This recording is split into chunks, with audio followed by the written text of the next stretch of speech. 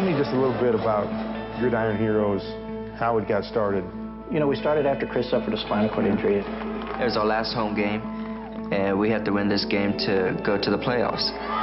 About 4 or 5 guys missed the tackle, and I made the last touchdown saving tackle. But along with that, I broke my neck.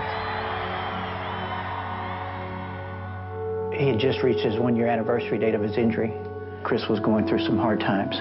He started to shut down on me. Depression hit, and I was still in a wheelchair. So just to get him out of the house, I said, let's go to a football game. There was a state championship game, and at that game, we ended up witnessing another spinal cord injury.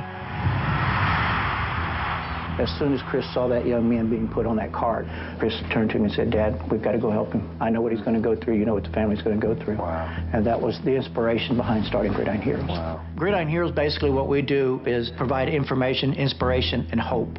Being there for the families long term, providing the equipment that they need, financial help that they need. Okay, ready?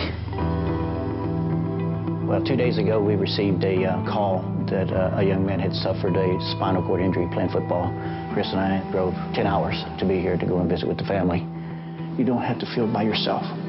There's other people that have gone through this. Well, Luis was a football player out of Vega High School. He was a running back and suffered a C5 fracture. It's very tough for us when we go back because we have to relive Chris's injury all over again. How you doing, Luis? I'm Eddie. That's my son, Chris. It's all gone in an instant. Someone's gone from being so independent and at the prime of his life, now becoming very dependent on some of the basic things, the simplest things that we all take for granted. They could be mad at the world, but I'll go in there to help them, just to let them know that they're not alone through this process. Just never give up that faith, man. This is something that we have to do. We know that this is our purpose, and so we do it. Who else you got here? I like to collect sports history.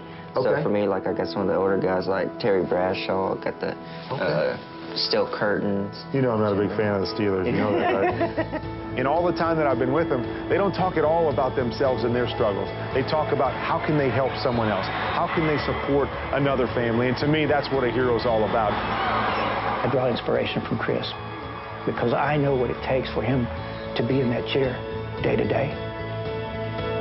To me, that's a hero.